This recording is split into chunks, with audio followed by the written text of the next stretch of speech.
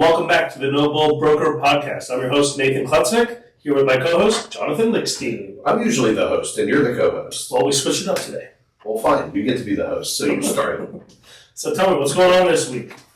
Well, there's a lot going on in real estate. As always is. There's always something exciting going on. And this week, the theme has been reactions to the boring topics of interest rates and the Fed being announced that they've dropped and anticipating what's coming in their next meeting, hopefully continuing to drop, increasing consumer confidence. But I'm really excited as we get to the end of 2024 of what's been a pretty challenging year, not just with legislation changes and rules and policies, but kind of consumers being wary of moving forward with transactions. So the volume of transactions available to agents to assist has been a much lower amount. I think there's a lot of optimism going into 2025. I know I'm pretty optimistic about it. How do you feel? I feel pretty good about it. I mean, there's been a lot of volatility in the market combined with, interest rates, economic hardships, everything that goes along with it. But I think that creates a lot of fear because it creates uncertainty. So I think everyone's looking for a place to land with a little bit more certainty. Will we see that going ahead in 2025? Hopefully. I think there were a lot of consumers that were hoping this half-point rate drop that we experienced not too long ago would actually have a bigger effect on mortgage rates than it did. But moving forward, we'll just have to see. Yeah, we're in November now. November is election month. It happens every 4 years, and this is a big one. We're not going to go down the political pathway. But I know that a big excuse or reason that so many buyers haven't gone off the fence and gone forward with the purchase is concern of political climate. And I'm really happy to have that behind us later on this month. So first thing, and one message I want to get out to our listeners is go vote. Make sure you get out and vote. It's the beauty of the democracy we have in the United States. Absolutely. Go make your vote count. And let's get past this in November, and whoever it is, may the best person win, and we'll move forward as a united nation. Absolutely. I was always raised that it's your primary obligation to vote, to participate in our democracy. That's the least you could do, right? So, but you make a good point. I think there are a lot of people waiting to see what happens with the election one way or another. It's like that every major election year, right? Every 4-year cycle, presidential election, you have people, it just adds to the volatility that we were just talking about. So I think a lot of people are looking forward to getting through that one way or another, getting through the holidays and kind of seeing where they land in January, February, and assuming we have decent economic stability and good news and maybe even a little rate decrease again, I think we'll start to see a lot of the buyers getting off of the sidelines. One, they're tired of looking. Rates have set in that they're going to remain high. We're not going back to the 2% or 3%, right? So, in my opinion, if we land somewhere in the fives, it's going to create not a frenzy, but enough people getting off to get us back to a normalized market. If it went down into the mid or low fives, I think we're talking about another frenzy for a little bit. What do you think? I don't think that's healthy. I don't want to get down that low again. It'd be great for some buyers who can take advantage, but at the same time, in the mid fives, we're at a healthy spot. I wouldn't consider that a buyer's or a seller's market. I think that's a healthy spot for us to be, and I hope that's where we end up. Yeah, I feel like the healthiest market's through, Don't break the microphone. Again, if the microphone messes with me, it's going to get broken. When we went through the last economic, the depression of 2008, 9, 10, 11, when we started moving into that healthier market in 2012, 13, 14, 15, I think the rates were always in the high fours, low fives. So I don't know if that's just because the majority of my professional career in the normal market, that's where the rates were, but that's why I feel like if we just get back there, we'd be in a normalized market. But I do agree, we don't want another frenzy. In my opinion, we don't want more economic stimulus to solve the affordability problem. I think, we've touched on this a little bit in the past. We need to figure something out with insurance in the majority of our states.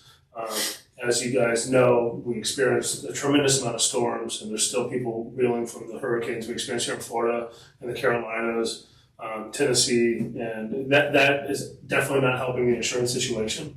So I think there needs to be a federal or national answer on how we deal with this to spread risk and really help people.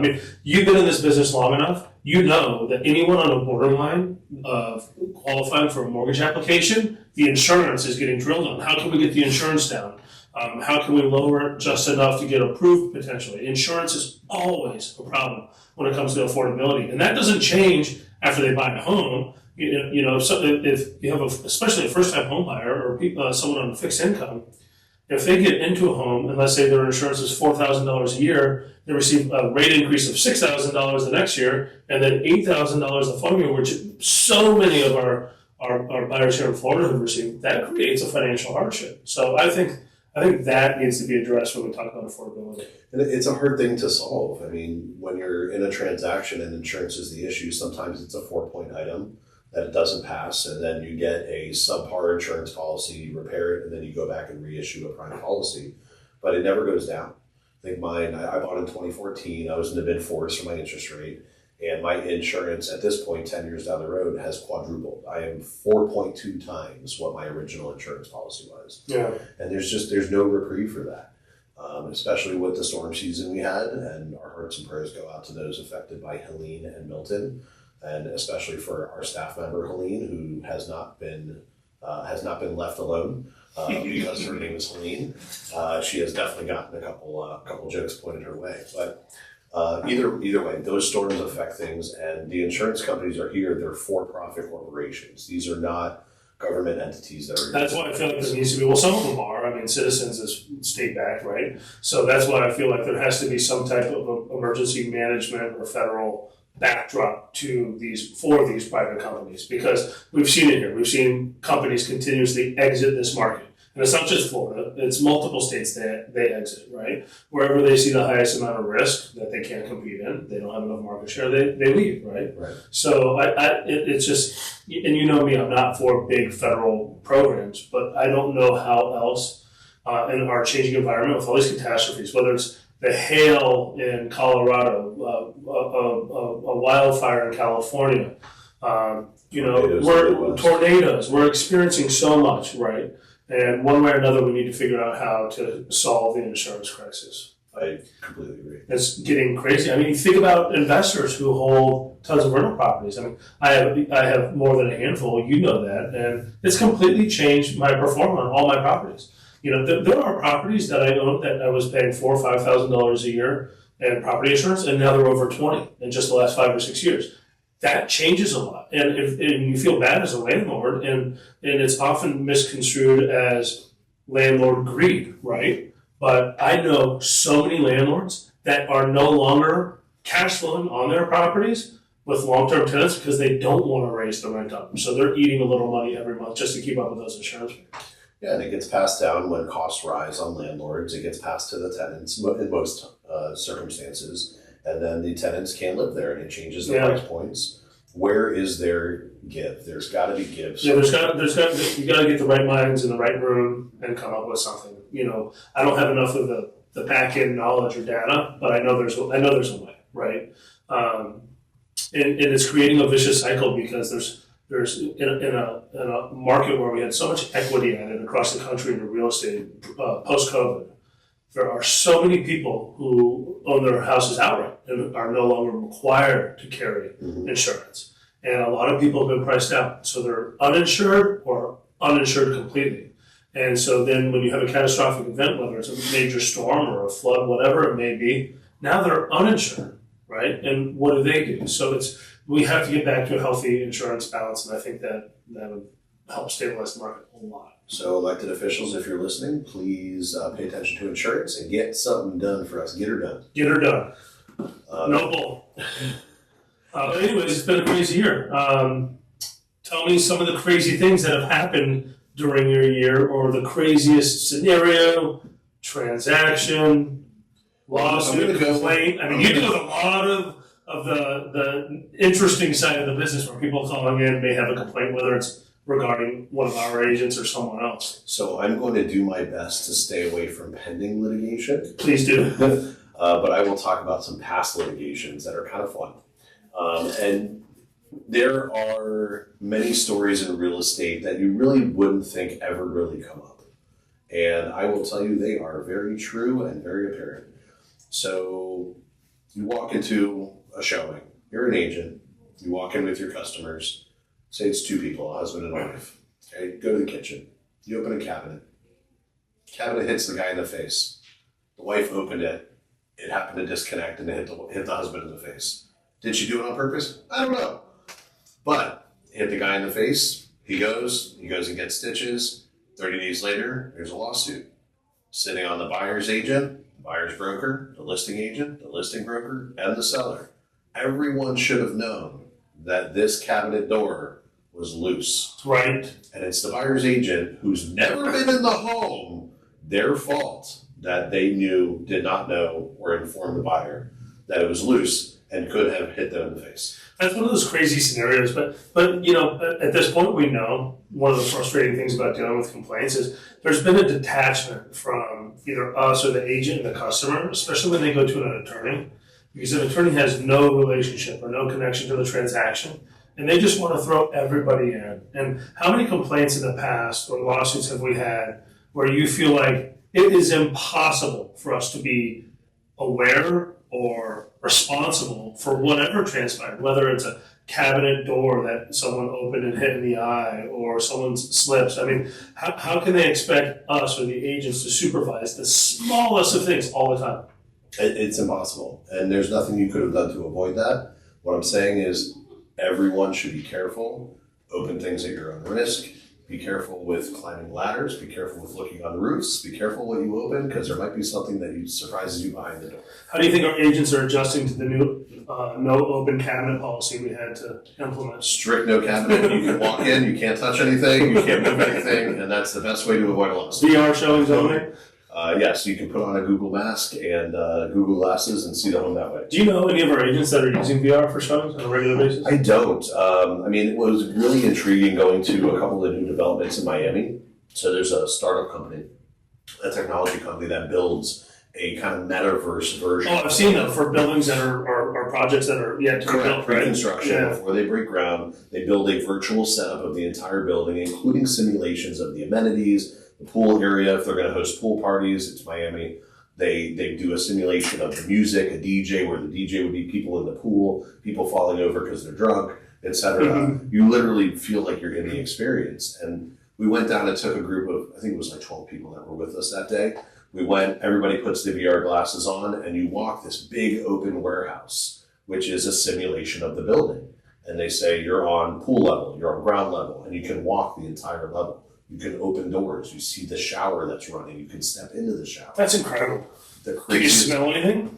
there were no smells, but the guy next to me didn't smell great. So I put that one. So you didn't buy it? That didn't go well for their ambiance. But the craziest thing was you would walk out you're on condo floor level now, like 31. And you go into the room, that's cool. You can sit on the floor like you're in the perspective, you're in the bed. But get up and you can walk out the patio door and stand on the balcony with the glass railings that they're projecting to do and look down. And it's a simulation of the street, exactly how high up you are. Oh, wow. It was very trippy. That's incredible. It was incredible experience. That seems like a huge project for someone to go around into each unit or recreate that development. I guess they do it all based off of the floor plan, Exactly. specs, engineering plans, everything, Yeah, right? Exactly. So that's got to be huge for developers. I can't think of someone else off the top of my head, I'm sure there is, but that would benefit more from that because you used to have new construction and they would sell the dream that it's going to go up in value. You know, like, hey, you're getting in on the ground level. You know, once we sell out phase 1, it's going to go to phase 2 pricing and phase 3 and on, right? Well, They used to have to use that so much to discount their prices in order to get people in the door first because they didn't have a product to view other than a brochure, right? You think that's helping a lot with that? I do. It really puts the product, and a common sales tactic is to put the product into the consumer's hand. It's when it's tangible to them, it's real to them. They can feel it, their sense of ownership themselves. They're more likely to go over that line. But the same thing applies. We've had a watered down version of this in residential real estate for years. Matterport, Right. right? You go do those 3D Matterports and you can walk through it on your computer screen. But taking that, Those are good, but that's really different than putting something on and walking through a space or feeling it, right? it's just not mass done. So you can do the Matterports and have those on your computer. But when you can take that and watch it inside of a Galaxy Quest or the Meta goggles, I think they're in Series 3 that's out now. But you put those on and you can really immerse yourself into the space. That is impactful. But until they do that to the masses where it's affordable and easy for everybody across the country to do it, let alone the world, will that really be that tremendous of an impact on the residential side? It's just cost prohibitive at this point. Yeah. So Thanksgiving's coming up. Are you going to have a virtual Thanksgiving with your family this year? We're all going to wear goggles. It avoids us from having conflict. No. My birthday actually falls right around Thanksgiving, so I'm going to have a turkey with a candle in it. Very cool. And it's going to be an interesting Thanksgiving. How many candles are you going to have in the turkey this year? Only one, because you'll never know holiday. I can tell you. So it's going to be an interesting Thanksgiving and holiday season for me. We'll see how that goes, but I'm intrigued to start a new tradition this year. Very nice. So we'll see. That's exciting. So let's go into story time, Nate. Since you threw one at me, I'm throwing one at you. Crazy showing or open house story that you've experienced. Crazy showing or open house. I have to think about that one for a second, but I do have one that comes to mind. Our agents joined the company very different than they used to when I started the business. I used to interview every single agent in person. And one of the craziest things that may have ever happened is I'm sitting at my desk. Actually, it's about as wide as this table. I was having a conversation and I asked this lady a question. And when she opened her mouth, her teeth fell out onto the desk and slid across, closer to me than to her. So I had to use my pen and slide them back over to her. And believe it or not, the craziest thing is not that her teeth fell out onto the desk. It's that about 3 or 4 months later, it happened again with a different person sitting at my desk in an interview. So twice now, while I was interviewing new agents, I had dentures come across my desk. So they didn't think the independent contractor agreement had teeth to it? They didn't even see it yet. See what I did? I have one. It's kind of nasty, but I'm going to tell you this one. It was the last open house that I did as a direct agent before becoming non-compete. And it was at a very nice home in Boca Raton. It was a $2 million property. And it was bought from a family that moved away, et cetera. They cleaned the home, they staged the home. And sometimes when you leave a house and you're kind of setting it to be vacant, Yeah. they wrap the toilets, right? They put plastic wrap over the toilets. You don't do that? Not generally speaking. When I go away for the weekend, I tend to leave the toilets alone. But they saran wrapped the top of the toilet and put a sign up that said, "Please do not use, out of order," right? Pretty self-explanatory. Well, we had a ton of people at this open house, probably 15 people in the house at a time. And I had another agent working it with me, so it wasn't just myself. It was a big house. It's like 4,500 square feet. And sitting there, going through the open house, that's great. Getting ready to leave, walk through the home, and go into this bathroom to shut the light off. And I guess someone couldn't wait, didn't read the sign, sat down, and went to the bathroom, number 2, on the toilet with the saran wrap. So I didn't see anybody who was How do really they not read the sign? I guess they have to go You to don't that side. notice. When you sit on the seat, you can't tell because it's wrapped up in a bowl, not the seat. The You seat sure they sits didn't on just top do of an it. upper decker? They might have, but it was disgusting. It was a mess, and thankfully Oh my the owners God. paid for a cleaner again. I didn't have to do it, but they must have been a So mess. you when think they kept that policy of wrapping their toilets up after? I think they certainly did, or they're going to say, That's kind of messed up though. You want to open house, you have to make a restroom available. You should. But they have their water Even off. if the agent, if they had gotcha, there could be different. Everything was off. I had to turn the power on. on. I had to turn the power on for it to work. So Gross. you just reminded me of something actually. I was looking at an investment property in Colorado. And I actually told my wife and one of my daughters, I'm not going to say the name in case they ever see this, and I will not identify Every very single well. bit. But she said, "Daddy, I really have to use the restroom." And we're in a vacant home. I think it'd been on the market for 8 years, so I thought it'd be a pretty screaming deal. And we went and looked at it. She had to use the restroom, and the water was off. So after she did her business in there, I was in the living room, and I was like, "What does that smell?" And my wife came out and goes, "The water's off." And the other agent is talking, and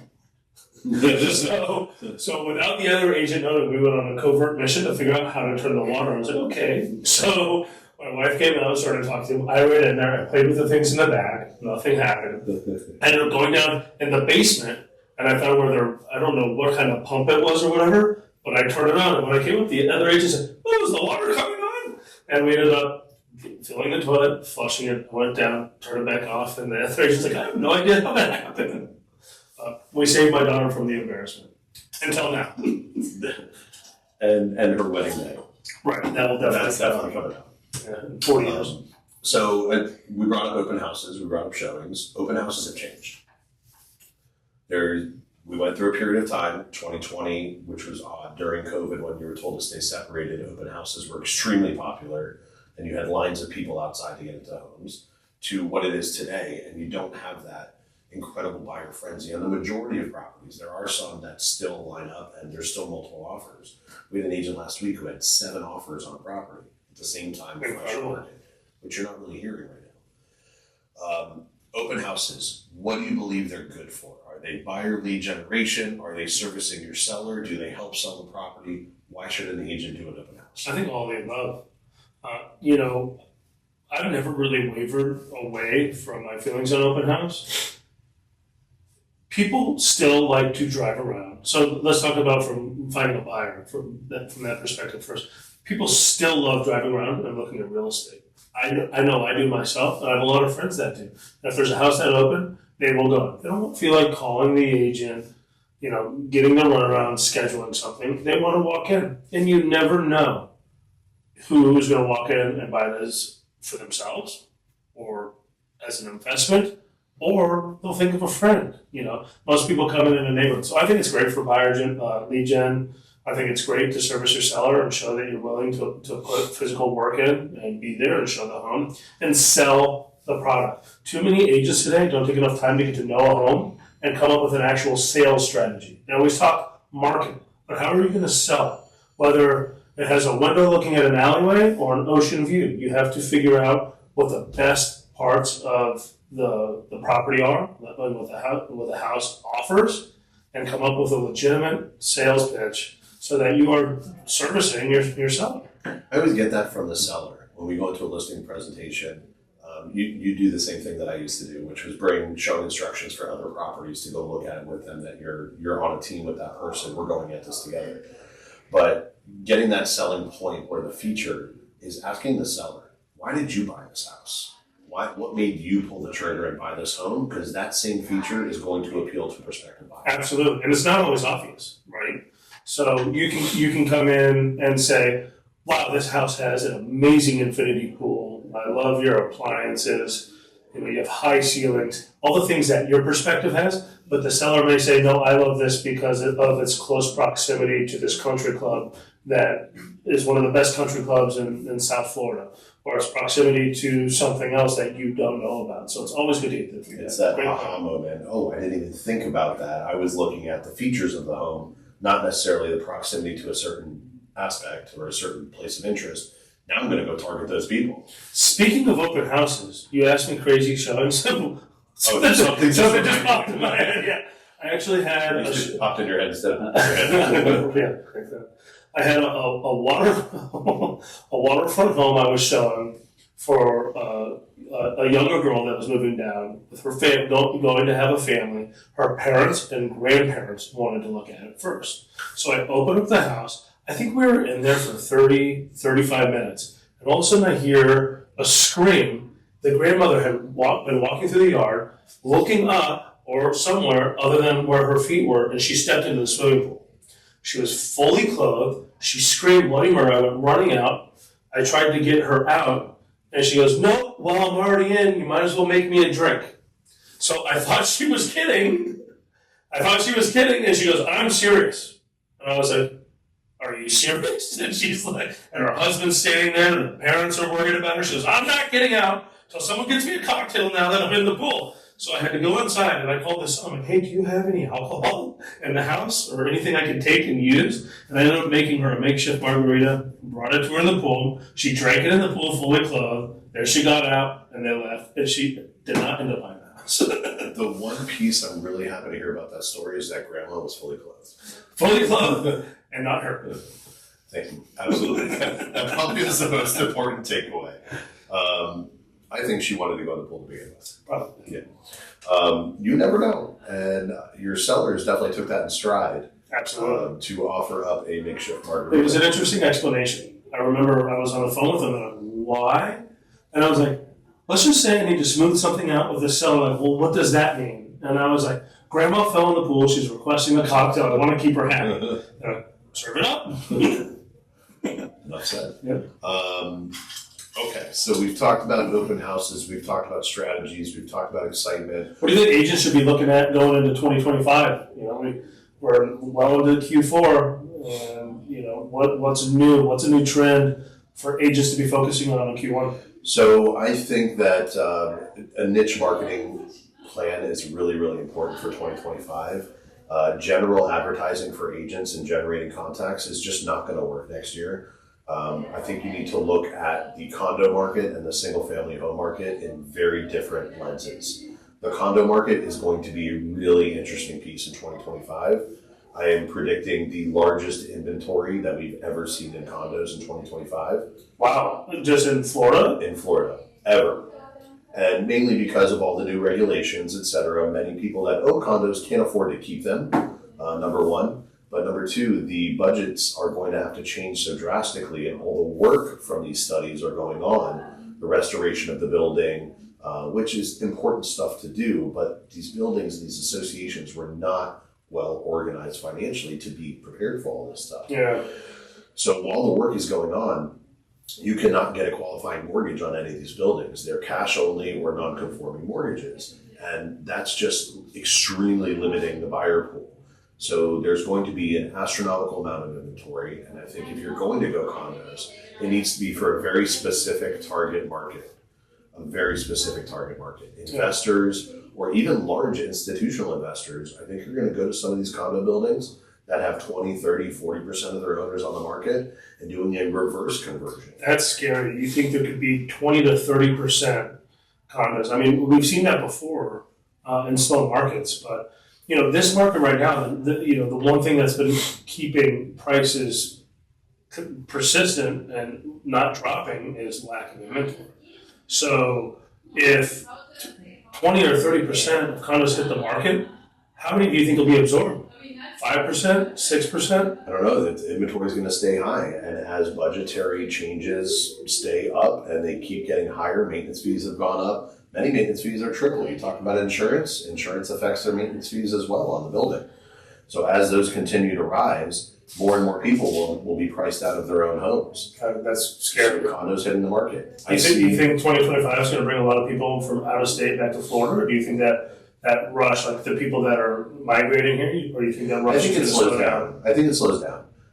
And I think an interesting thing to watch is going to be these condo buildings with large amounts of inventory are going to go through a reverse conversion, taking these condoized buildings and reversing them back to single owners, apartments, or retrofitting them or renovating them and reselling them off into a different target market.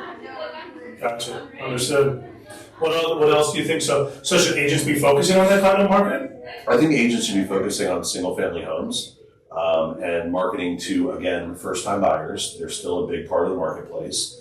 And while the first time home buyer price point has gone significantly up, so have the limits for FHA loans and conventional loans, et cetera, to not have to jump over into a jumbo. These FHA loans, the limitations are getting higher, making it attainable for first-time home buyers to still get into these prices. So if the agents who specialize in condos specifically, definitely need to diversify. But I also think when markets get challenging like that, or there's an insane amount of high inventory, it is important to kind of double down into that market so that whenever it does recover, you're the trusted source. So I wouldn't tell anyone that, hey, don't focus on them at all. It's just adjust your strategy and expectations, and maybe it'll pan out for you. Change your marketing message. Yeah. I'm not saying stay away from condos. Everyone needs a resource, right? Whether good or bad. But if you become that resource, it'll pay off for you. I'm saying change your talking points because your target buyer is different. Interesting. Condos could become a huge investment opportunity for international investors. Well, enough about us. There's a whole lot going on for the rest of this year and for next year. The one thing I can say is that you really need to take those last 2 months, this month of November and next month of December, to set yourself up and be prepared for next year, because the outlook is very positive, a great optimistic outlook for 2025, and that's no bull. You still think the Dolphins have a chance at the Super Bowl? No. That's no bull. All right, well, thanks, man.